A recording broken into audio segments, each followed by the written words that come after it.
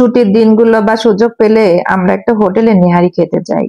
সেখানে গেলে আমরা নান, রুটি, লুচি বিভিন্ন আইটেমের সাথে এই নেহারি রান্নাটা পরিবেশন করে থাকি। সবসময় তো আর হোটেলে যেয়ে নেহারি খাওয়াটা সম্ভব হয়ে থাকে না। হোটেলের মামাদের কাছে রিকোয়েস্ট করে আমি এই রেসিপিটা নিয়ে এসেছিলাম। হোটেল স্টাইলে এই নেহারি রেসিপিটা আমি যখন বাসায় ট্রাই করেছি, হুবহু মামাদের মতোই হয়েছিল। আমি যখন নেহারিটা এভাবে রান্না করেছি, এরপর থেকে আমার বাসায় আর কেউ হোটেলের যে নেহারি খেতে চায় না। আর চালের রুটি দিয়ে নেহারি খেতে কিন্তু বেশ ভালো লাগে। আমি এখানে গরুর পায়া নিয়েছি। এখানে গরুর খুর, পায়া সবটাই ছিল। গরুর খুরটা আমি ভালোভাবে জাল করে পরিষ্কার করে উপরে কালো অংশটা ফেলে দিয়েছি। প্রথমে আমি 1 কাপ পরিমাণ পেঁয়াজ দিলাম, আর 2 চামচ আদা বাটা, 2 চামচ রসুন বাটা, 2 চামচ জিরা বাটা, উঁচু করে 1 চামচ লাল মরিচের গুঁড়া, 1 চামচ হলুদ গুঁড়া, তার সাথে দিয়ে দিলাম 1 চামচ ধনে গুঁড়া। 12 থেকে 15টা এলাচ দিয়েছি। এলাচটা কিছুটা ফাটিয়ে নিয়েছিলাম। এই ধরেন 1 চামচের মতো গোলমরিচ আর 10-12টা লবঙ্গ, 5 থেকে 6টা তেজপাতা মাঝখান দিয়ে ফালি করে এর মধ্যে দিয়ে দিলাম। এই 1 ইঞ্চি সাইজের 5 থেকে 6টা দারচিনির টুকরা, তার সাথে 1/2 কাপ পরিমাণ সয়াবিন তেল। এরপর আমি ভালোভাবে হাত দিয়ে মাখিয়ে নিয়েছি। আসলে এই কাজটা হাত দিয়ে করলে ভালো হবে। আর পায়াটা যেহেতু শক্ত, হাত দিয়ে না মাখালে ভালোভাবে মাখানো যাবে না। হাত দিয়ে যে কোনো জিনিস মাখালে মাখানোটা কিন্তু অনেক ভালো হয়। আমি সবকিছু হাত দিয়ে মাখানোটাই বেশ পছন্দ করি। আর আমি এখানে পায়াটা খুব ভালোভাবে হাত দিয়ে মাখিয়ে বেশ পরিমাণে পানি দিয়ে দিয়েছি। হাতটা ধুয়েও নিয়েছি পানি দিয়ে, কারণ হাতে বেশ খানিকটা মশলা লেগেছিল। নেহারিটা সিদ্ধ হতে কিন্তু অনেক সময় লাগে, তার জন্য এখানে কিন্তু অনেকটাই পানি লাগবে। আর আমি যে পানিটা এখন দিচ্ছি এটাতে কিন্তু সিদ্ধ হবে না, কারণ আমি প্রেসার কুকারে সিদ্ধ করবো না, এটা সমস্তটাই জাল করে সিদ্ধ করে নেব। আর এই পর্যায়ে দিলাম লবণ আর বেশ খানিকটা কাঁচামরিচ। লবণটা আগে দিবেন না, কারণ লবণ পানির পরিমাণ দেখে লবণ দিতে হবে। নেহারিতে কিন্তু বেশি লবণ হয়ে গেলে খেতে ভালো লাগবে না। আর একটা জিনিস খেয়াল করেছেন কিনা জানি না, আমি এখানে 3 রকম মরিচ ব্যবহার করেছি: শুকনা মরিচ, কাঁচা মরিচ, গোলমরিচ। হোটেলের মামারা কিন্তু 3 রকম মরিচই ব্যবহার করে। চুলাইতে দিয়ে মিডিয়াম হিটে রেখে আমি 1 ঘন্টার মতো জাল করে নিয়েছি। 1 ঘন্টা পরে আবার কিছুটা উল্টে দিয়েছি, আর মাঝে মাঝে আমি কিন্তু ঢাকনা উল্টে এপাশ ওপাশ করে দিয়েছি। আবার এখানে আমি কিন্তু কিছুটা পানিও অ্যাড করেছি, কারণ এটা সিদ্ধ হতে অনেকটাই সময় লাগবে। আর আমি মিডিয়াম হিটে রেখে অনেকটা সময় ধরে সিদ্ধ করে নিয়েছি। এই আমার নিহারিটা সিদ্ধ হতে সময় লেগেছে 2.5 থেকে 3 ঘন্টা। আপনারা এটা প্রেসার কুকারে দিয়েও সিদ্ধ করতে পারেন, কিন্তু প্রেসার কুকারে সিদ্ধ করলে না হোটেলের স্বাদটা না পাওয়া যায় না।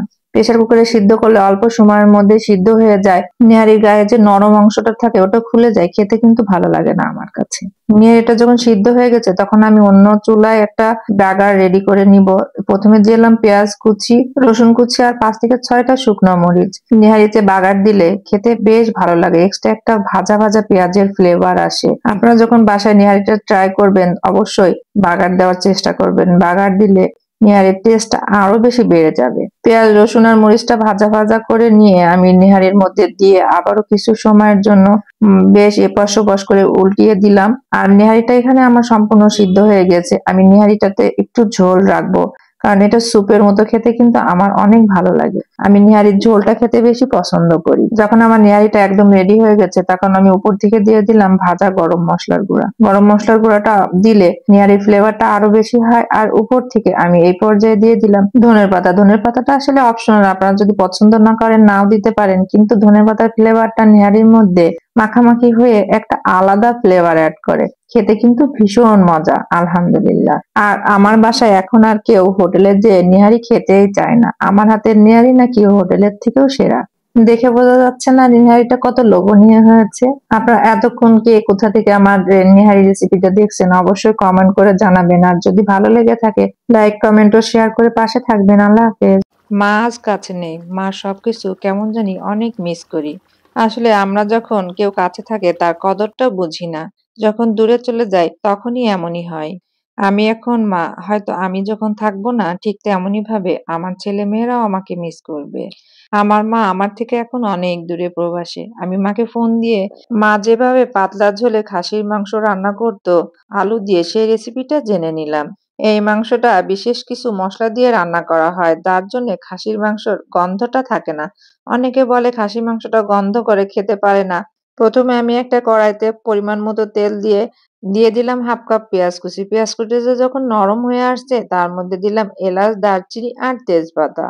হালকা করে নেড়ে তার মধ্যে ৩-৪ টুকরা জয়ত্রী অ্যাড করলাম। আমার মা মাংসের এই রেসিপিটাতে বেশ কয়েকটা বিশেষ মসলা অ্যাড করতো, তার জন্য খেতে বেশি মজা হতো।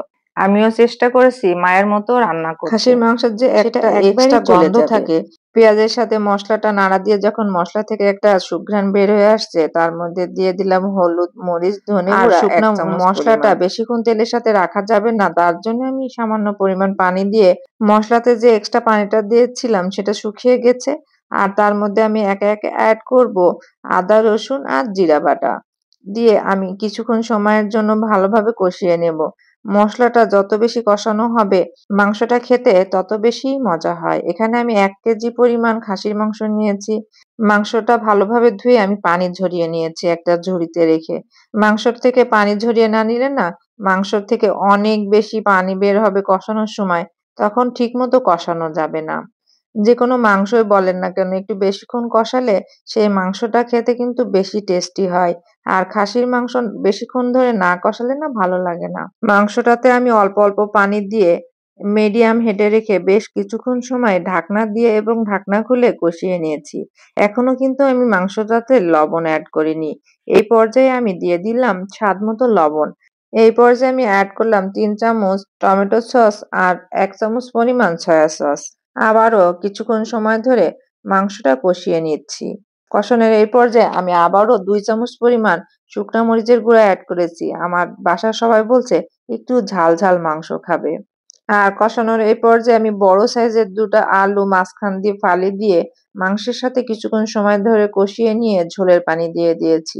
মাংসটা আমার প্রায় সিদ্ধ হয়ে গেছে, শুধু আলুটা সিদ্ধর একটু অপেক্ষা করছি। দেখার সৌন্দর্যের জন্য আমি তেজপাতাটা তুলে ফেলে দিয়ে উপর থেকে গরম মসলার গুঁড়া অ্যাড করলাম। গরম মসলার গুঁড়া দেওয়ার পরে আমি কিছুক্ষণ দমে রেখে দিয়েছিলাম ঢাকনা দিয়ে মাংসটা ঢেকে, গরম মসলার ফ্লেভারটা যেন মাংসের ভিতরে থেকে যায়।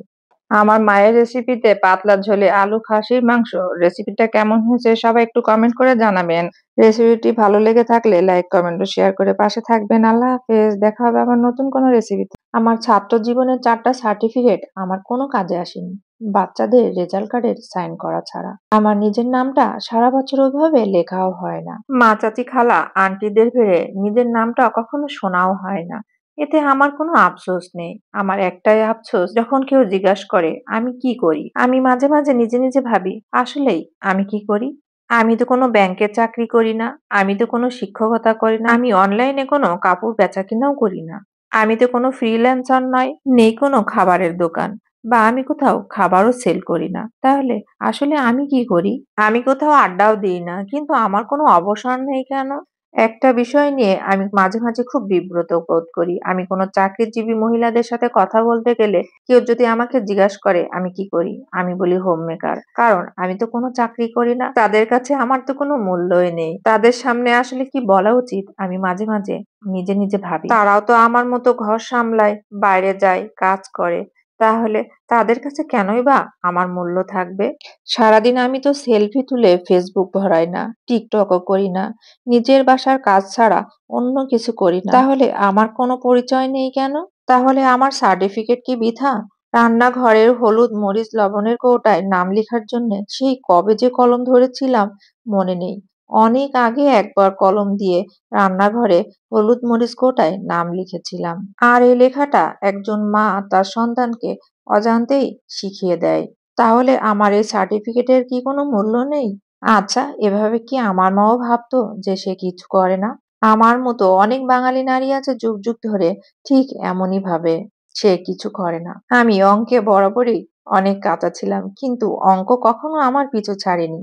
এখন ঠিকই আমি জীবনের অঙ্ক কষতে শিখে গেছি। জীবনের অঙ্ক কষতে যে, হিসাব মিলাতে যে আমি এখন শিখে গেছি যে না, আসলে আমি কিছু করি না, শুধু একটু ভালোভাবে জীবনে বেঁচে থাকার জন্য জীবনের সাথে লড়াই করে চলেছি। আসলে এই গল্পটা প্রতিটা নারীর জীবনের সাথে জড়িয়ে আছে, যেসব নারীরা বাসায় সারাক্ষণ থাকে, কাজ করে, তার সংসার সামলায়। গল্পের ফাঁকে আসলে আমি কি রান্না করছি সেটাই আপনাদেরকে বলতে ভুলে গেছি। আপনারা হয়তো আন্দাজ করতে পেরেছেন। এটা হচ্ছে ছোলার ডাল দিয়ে খাসির মাংস। এই ডালটা আসলে আমাদের অঞ্চলের মানুষ বিশেষ বিশেষ দিনে রান্না করে। বিয়ের অনুষ্ঠান বলেন, বাসায় কোনো মেহমান আসলে এভাবে আমাদের খাসির মাংস ছোলার ডালটা রান্না করা হয়। খাসির মাংস রান্না করতে আদা, পেঁয়াজ, রসুন, হলুদ, মরিচ আমি সবটাই দিয়েছি, আপনারা দেখেছেন। আর আমি মাংসটা খুব ভালোভাবে কষিয়ে নিয়েছি। রান্নার শুরুতে আমি একটা জিনিস দেখিয়েছি, সেটা একটা বিশেষ পানি। এটা হচ্ছে চা পাতা। চা পাতা এখানে দিয়ে আমি ভালোভাবে ফুটিয়ে নিয়েছি। আর এখানে চা পাতার পানিটাই আমি ব্যবহার করেছি মাংসটা কষানোর সময়।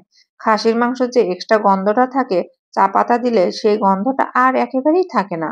আর আমি মাংসটা কষানো হয়ে গেলে পর্যাপ্ত পরিমাণ পানি দিয়ে একটা থকথকে ঘন ঝোল করে নিয়েছি। উপর থেকে কিছুটা গরম মসলা ছড়িয়ে দিয়েছি।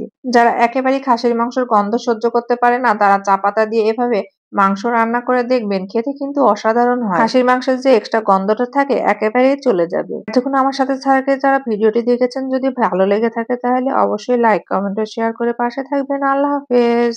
শীতের এই সিজনে বাজারে কিন্তু প্রচুর সবজি পাওয়া যায়। আর সেই সবজি দিয়ে বাসায় যদি এভাবে চিকেন, চাইনিজ, ভেজিটেবল খুব সহজে রান্না করে নেওয়া যায় তাহলে কেমন হয়? আপনাদেরকে আমি আজকে খুব সহজে দেখিয়ে দেবো চিকেন, চাইনিজ, ভেজিটেবল সবজিটা কিভাবে রান্না করা হয়, তার সাথে শাহী পোলাও। আর যে কোনো রান্না করতে গেলে তা একটু আগে গুছিয়েই নেওয়া লাগে। চলেন আপনাদেরকে দেখিয়ে দিই আমি এখানে কি কি নিয়েছি। আমি এখানে 2টা গাজর লম্বা ফালি করে কেটে নিয়েছি। তার সাথে নিয়েছি বাঁধাকপি, বরবটি আর লম্বা লম্বা করে কেটে নিয়েছি পেঁপে। আরো নিয়েছি ফুলকপি। এখানে আমি আদা রসুনের কিমা নিয়েছি, 3 রকমের ক্যাপসিকাম, কাঁচামরিচ আর পেঁয়াজ। পেঁয়াজটা আমি একটু মোটা ফালি করে কেটে নিয়েছি। আরো নিয়েছি 1 কাপ পরিমাণ মুরগির বুকের মাংস, তার সাথে cornflour, soya sauce, tasting salt আর গোলমরিচ। চলেন দেখিয়ে দিই কিভাবে আমি খুব সহজভাবে রান্নাটা করেছি। এখানে সামান্য পরিমাণ তেল দিয়ে আদা রসুনের কিমাটা এখানে একটু নাড়া দিয়ে নিচ্ছি। এখন দিয়ে দিচ্ছি মুরগির মাংসের কিমাটা। কিমা দেওয়ার পরে একটু সময় নিয়ে নাড়াচাড়া করতে হবে। মাংসের কালারটা যখন চেঞ্জ হয়ে আসবে তখন সবজিগুলো একে একে দিতে হবে। চাইনিজ ভেজিটেবল রান্না করতে হলে সবজিগুলো একটু ধাপে ধাপে দিতে হয়, না হলে গলে যেতে পারে। তার জন্য আমি যে সবজিগুলো সিদ্ধ হতে বেশি সময় লাগে সেগুলো আগে দিব। পেঁপে, ফুলকপি, গাজর আর বরবটিগুলো এখানে আমি আগে দিয়ে দিচ্ছি। এই সবজিগুলো কিন্তু একটু শক্ত, সিদ্ধ হতে বেশ খানিকটা সময় লাগে। মাংসের সাথে নাড়াচাড়া দিয়ে সবজিগুলা আমি এখানে সামান্য পরিমাণ পানি দিয়ে একটু সিদ্ধ করে নেব। তারপর একে একে বাকি সবজিগুলো অ্যাড করব। আর একটা জিনিস খেয়াল রাখতে হবে, সবজিগুলো যেন একপাশে বেশি সিদ্ধ না হয়ে যায়, তাই একটু পরপর নাড়া দিয়ে এপাশ ওপাশ উল্টিয়ে দিতে হবে। সবজিটা যখন 50% সিদ্ধ হয়ে গেছে তখন আমি অ্যাড করে দিয়েছি গোলমরিচ, টেস্টিং সল্ট, সয়া সস। এখন আলতো হাতে এপাশ ওপাশ নাড়িয়ে দিচ্ছি। বেশি জোরে নাড়ানো যাবে না, নাড়ালে সবজিগুলো ভেঙে যাবে, এতে দেখতে ভালো লাগবে না। এতে খেতেও ভালো লাগে না, আর টেবিলে পরিবেশন করলে দেখতেও ভালো লাগে না। এখন দিয়ে দিলাম পেঁয়াজ, কাঁচামরিচ, বাঁধাকপি। একটু সময় নিয়ে ধাপে ধাপে যদি সবজিটা দেওয়া যায় তাহলে রেস্টুরেন্টের মতো বাসায় বানিয়ে নিতে পারবেন চিকেন, চাইনিজ, ভেজিটেবল। এটা কিন্তু খুব সহজ। আর আপনারা আমার সাথে থেকে যারা রেসিপিটি দেখছেন, যদি ভালো লেগে থাকে লাইক, কমেন্ট, শেয়ার দিয়ে পাশে থাকবেন। আপনার একটা লাইক, কমেন্ট, শেয়ার আমাকে অনেক দূর পৌঁছাতে সহায়তা করবে। সবজিটা সিদ্ধ হতে একটু সময় লাগবে। চলেন এরই ফাঁকে আমি শাহী পোলাওটা রান্না করে নিই। সবজিটা আগে রান্না হয়ে গেলে বাচ্চারা তো বায়না ধরবে খাওয়ার জন্য, তার জন্য তো পোলাও লাগবেই। মেজারমেন্ট কাপের 8 কাপ পানি আমি আগে থেকে ফুটাতে দিয়েছিলাম। এখন দিয়ে দিলাম তেল আর লবণ। কাপে 4 কাপ চিনি গুঁড়া চাল আগের থেকে আধা ঘন্টা ভিজিয়ে রেখেছিলাম। চালটা ভিজিয়ে রাখতে চালটা একটু লম্বা লম্বা হয়ে যায়, ভাতটা কিন্তু দেখতে বেশি সুন্দর হয়। চালটা এপাশ ওপাশ নাড়া দিয়ে 2 টুকরা এলাচ আর দারচিনি দিয়ে দিয়েছি। আর তার সাথে দিয়ে দিয়েছি 1 চামচ পরিমাণ গুঁড়া দুধ, শাহী জিরা আর 4-5টা কাঁচামরিচ। একটু নাড়া দিয়ে ঢাকনা দিয়ে ঢেকে দমে রেখে দেবো 15 থেকে 20 মিনিটের জন্য। এখন একটু দেখে নিই সবজিটার কি অবস্থা। সবজিটা যখন আমার 80% সিদ্ধ হয়ে গেছে তখন অ্যাড করে দিয়েছি কর্নফ্লাওয়ার। কর্নফ্লাওয়ার দিয়ে একটু নাড়াচাড়া দিয়ে এপাশ ওপাশ করে নিচ্ছি। এখন দিয়ে দিচ্ছি ক্যাপসিকাম। ক্যাপসিকাম কিন্তু সবার শেষে দিতে হবে। ক্যাপসিকাম সিদ্ধ হতে বেশি সময় লাগে না। আর ক্যাপসিকাম একটু শক্ত থাকলে খেতে কিন্তু বেশি ভালো লাগে। 1 কাপ পানিতে 3 চামচ কর্নফ্লাওয়ার গুলিয়ে আমি এখানে দিয়েছিলাম। অনেকে আছে চাইনিজ ভেজিটেবলের ঝোল খেতে পছন্দ করে, আমি ঝোল খাবো না, একটু মাখো মাখো খাবো, তার জন্য কর্নফ্লাওয়ারটা একটু কম দিয়ে। আপনারা যদি মনে করেন চাইনিজ ভেজিটেবল একটু ঝোল খাবেন তাহলে আরেকটু পানি অ্যাড করে দিতে পারেন বা আরেক চামচ কর্নফ্লাওয়ার দিতে পারেন। 5 মিনিট মিডিয়াম হিটে রেখে এপাশ ওপাশ নাড়া দিয়ে নামিয়ে নিয়েছি। আর চাইনিজ ভেজিটেবলটা 90% সিদ্ধ হলে নামিয়ে নিতে হয়, একটু শক্ত থাকলে খেতে বেশি ভালো লাগে। এখন আমি নামিয়ে পরিবেশন করে দেখাচ্ছি আমার চাইনিজ ভেজিটেবল সবজিতে একটুও কিন্তু কালার নষ্ট হয়নি। আমার ভেজিটেবল চাইনিজ সবজিটা কিন্তু হুবহু রেস্টুরেন্টের মতো হয়েছিল। এখন দেখিয়ে দিচ্ছি পোলাওটা কেমন হয়েছে। পোলাওটা আমি এপাশ ওপাশ নাড়া দিয়ে দেখিয়ে দিচ্ছি কতটা ঝরঝরে হয়ে গেছে। আর যেকোনো পোলাওতেই বলেন ঘি না দিলে কি আসল পোলাওর স্বাদটা পাওয়া যায়, তার জন্য এখানে আমি 1 চামচ পরিমাণ ঘি অ্যাড করে দিচ্ছি। আর ঘি দেওয়ার পরে আবারও এপাশ ওপাশ উল্টিয়ে ঢাকনা দিয়ে ঢেকে কিছু সময়ের জন্য দমে রেখে দেবো। পোলাওটা দমে রেখে দিলে আর একটু ঝরঝর হয়ে নরম আর সফট হয়ে যাবে, তখন খেতে কিন্তু আরো বেশি ভালো লাগবে। এখন আমি আপনাদেরকে শাহী পোলাওটা পরিবেশন করে দেখাচ্ছি। দেখেন কত সুন্দর ঝরঝরে হয়েছে। যদি পানির পরিমাণটা ঠিক থাকে পোলাওটা ঝরঝরে হতেই হবে। আর যে কোনো খাবারই ডেকোরেশন করতে আমার বেশ ভালো লাগে। এখানে আমি গাজর দিয়ে 2টা পাতা কেটে উপর থেকে দিয়ে টেবিলে পরিবেশন করেছি। দেখতে কত ভালো লাগছে। বাসায় আমরা রেগুলার যে ভাতটা রান্না করি সেই চাল দিয়েই তৈরি হবে দারুণ মজার ফ্রাইড রাইস। সঙ্গে লাগবে মাত্র এই শীতে 3টা সবজি। বিশেষ করে বাচ্চাদের খাবারটা অনেক বেশি পছন্দ, আর বাইরে কিনতে গেলে অনেক চড়া দামে খাবারটা কিনতে হয়। আমি খুব সহজ নিয়মে আপনাদেরকে ফ্রাইড রাইস রেসিপিটা শেয়ার করব, যা আপনারা ঘরেই তৈরি করতে পারবেন আমার রেসিপিটি ফলো করে। এখানে আমি ব্রয়লার মুরগির বুকের মাংস নিয়েছি লম্বা লম্বা স্লাইস করে, তার সাথে দিয়ে দিয়েছি গোলমরিচ, আরো দিয়ে দিয়েছি 1/2 চামচ পরিমাণ আদা রসুন বাটা, 1 চামচ সয়া সস, তার সঙ্গে 1 স্লাইস লেবুর রস। এখন আমি সবকিছু ভালোভাবে ম্যারিনেট করে 10 মিনিটের জন্য রেখে দিব। মাংসটা অবশ্যই 10 মিনিট ম্যারিনেট করে রেখে দিতে হবে, তাহলে খেতে বেশি টেস্টি হবে। এখানে আমি আরেকটা বাটিতে আগে থেকে 3টা ডিম ভেঙে রেখেছিলাম, তার সাথে দিয়ে দিয়েছি গোলমরিচ। ডিমটা ভালোভাবে ফেটিয়ে আমি রেখে দিচ্ছি। এখন একটি ফ্রাই প্যানে 2 চামচ তেল দিয়ে ম্যারিনেট করা মাংসটা এখানে দিয়ে দিচ্ছি। এখন মাংসটাতে আমি একটু লবণ দিচ্ছি। আগে থেকে সয়া সস দেওয়া ছিল, যার জন্য আমি লবণ দেইনি। আর লবণের পরিমাণটা সবসময় একটু দেখেই দিতে হবে, কারণ সয়া সসে লবণ থাকে। ম্যারিনেট করা মাংসটা যখন নাড়াচাড়া দিয়ে সিদ্ধ হয়ে গেছে তখন আমি উঠিয়ে নিচ্ছি। একই ফ্রাই প্যানে আবার কিছুটা তেল দিয়ে সাথে ডিমটা দিয়ে একটু একটু করে নাড়া দিতে থাকবো। যখন ডিমটা ভেজে একদম ঝরঝরে ঝুরির মতো হয়ে যাবে তখন আমি নামিয়ে নেব। আমার সাথে থেকে যারা আমার রেসিপিটি ভালো লেগে থাকে তার লাইক কমেন্ট শেয়ার করবেন, আর চ্যানেলটি সাবস্ক্রাইব করতে ভুলবেন না। যদি ভিডিওটি বেশি ভালো লেগে থাকে তাহলে অনেকের দেখার জন্য একটা শেয়ার করে দিতে পারেন। এখন আমি ভাতটা রেডি করা আপনাদের দেখাবো। এখানে প্রথমে আমি দিয়েছি সয়াবিন তেল, তার সাথে দিয়েছি বাটার। বাটারটা অপশনাল নাও দিতে পারেন, বাটারটা দিলে রেস্টুরেন্ট ফ্লেভার পাবেন। আর এখানে আমি 1 চামচ পরিমাণ আদা রসুনের কিমা দিয়েছি। যখন আদা রসুন থেকে এক্সট্রা গন্ধটা চলে গেছে তখন আমি দিয়ে দিয়েছি গাজর কুচি। গাজর কুচিটা আগে দিয়েছি কারণ গাজরটা সিদ্ধ হতে একটু সময় লাগে। গাজরটা তেলের সাথে 3-4 মিনিট ভেজে নেওয়ার পরে আমি এখানে অ্যাড করে দিয়েছি বরবটি। বরবটিটা কিন্তু আমি আগে থেকে কিছুটা সিদ্ধ করে নিয়েছিলাম। এখন বরবটি আর গাজরটাও তেলের সাথে 4-5 মিনিট ধরে ভাজা ভাজা করে নেব, কারণ এই সবজি দুটো একটু সিদ্ধ হতে সময় লাগে। আর যখন সবজিটা 50% সিদ্ধ হয়ে গেছে তখন আমি অ্যাড করে দিয়েছি বাঁধাকপি। বাঁধাকপিটা কিন্তু আমি একটু লম্বা লম্বা করে কেটে নিয়েছি। এখন দিচ্ছি 2 চামচ গোলমরিচ, সয়া সস, টমেটো সসও দিয়েছি 2 চামচ পরিমাণ। এখন একটু সময় নিয়ে সবজিগুলা এপাশ ওপাশ করে উল্টিয়ে উল্টিয়ে তেলের সাথে ভালো করে ভেজে নিতে হবে। এটা ভাজলেই বেশি ভালো লাগবে। সবজিটাতে কোনো পানি ব্যবহার করব না, তার জন্য কিন্তু একটু নাড়াচাড়া দিতে হবে। আর এই নাড়াচাড়া করতে করতে সবজিটা সিদ্ধ হয়ে যাবে। এখন অ্যাড করে দিয়েছি কাঁচামরিচ, দিয়ে দিয়েছি 1 কাপ পরিমাণ মোটা ফালি করা পেঁয়াজ। এখন আমি 1/2 চামচ পরিমাণ লবণ অ্যাড করছি। লবণটা সবসময় একটু খেয়াল রেখে রেখে দিতে হবে। 2 থেকে 3 মিনিট নাড়াচাড়া করার পরে পেঁয়াজটা যখন নরম হয়ে এসছে তখন আমি এখানে অ্যাড করে দিচ্ছি আগে থেকে রান্না করা ভাত। এটা হচ্ছে আমার রেগুলার ভাতের চাল থেকে আমি ভাত রান্না করেছি, সেই রেগুলার চালটা এখানে আমি ব্যবহার করেছি। আর ভাতটা রান্না করে আমি 1 ঘন্টার জন্য ফ্রিজে রেখে দিয়েছি। ফ্রাইড রাইসের ভাতটা ঝরঝরে করার একটা টিপস আপনাদেরকে বলি। রান্না করার সময় 90% রান্না করে ফ্যান ঝরিয়ে ভাতটা যখন ঠান্ডা হয়ে যাবে তখন 2 থেকে 3 ঘন্টা ফ্রিজে রেখে দিতে হবে। ভাতটা সবজির সাথে ভালোভাবে মিশিয়ে এখানে লাল, সবুজ, হলুদ 3 রকমের ক্যাপসিকাম আমি লম্বা করে ফালি করে কেটে নিয়েছি, সেটা অ্যাড করেছি। আর দিয়ে দিয়েছি ভাজা মাংস আর ডিম। এখন একটু সময় নিয়ে চুলার আঁচটা লোতে রেখে এপাশ ওপাশ করে ভাতটা ভালোভাবে ভেজে নিতে হবে। ভাতটা যেহেতু ফ্রাইড রাইস তাহলে তো একটু সময় নিয়েই ভাজতে হবে। আমি 15 থেকে 20 মিনিট লো হিটে রেখে এপাশ ওপাশ করে ভালোভাবে ভেজে নিয়েছি। এতে ক্যাপসিকাম যে দিয়েছি ক্যাপসিকামটাও সিদ্ধ হয়ে গেছে। এখন ফাইনালি অ্যাড করে দিচ্ছি লবণ চেক করে। যে কোনো খাবারই রান্নার সময় যদি একটু ধাপে ধাপে চেক করে দেওয়া হয় বা সবজিগুলো আগে পরে করে দেওয়া হয়, সবজিগুলো গলেও যায় না, আবার খাবারটা দেখতে কিন্তু অনেক আকর্ষণীয় হয়ে ওঠে। সবশেষে ফ্রাইড রাইসের স্বাদটা বাড়ানোর জন্য আমি অ্যাড করে দিয়েছি 1 চামচ পরিমাণ চিনি। আমি এই ধরনের খাবারগুলো যখন রান্না করি তখন লাস্টের দিকে একটু চিনি অ্যাড করি। চিনি দিলে খাবারটা কিন্তু খেতে দারুণ টেস্টি হয়। আর এখন একটু নাড়াচাড়া দিয়ে এপাশ ওপাশ করে চিনিটা মিশিয়ে নিচ্ছি। তারপর আপনাদেরকে পরিবেশন করে দেখাচ্ছি ভাতটা কত ঝরঝরে হয়েছে, আকর্ষণীয় হয়েছে। খেতে কিন্তু দারুণ মজা। আপনারাও বাসায় এভাবে ট্রাই করতে পারেন। খাবারটা আমি ক্যাপসিকাম আর একটা বছর শেষ হয়ে যাচ্ছে। বাঙালির আয়োজনে 31st নাইট হিসেবে থাকবে বিশেষ বিশেষ আয়োজন। সেই আয়োজনের মধ্যে এরকম যদি একটা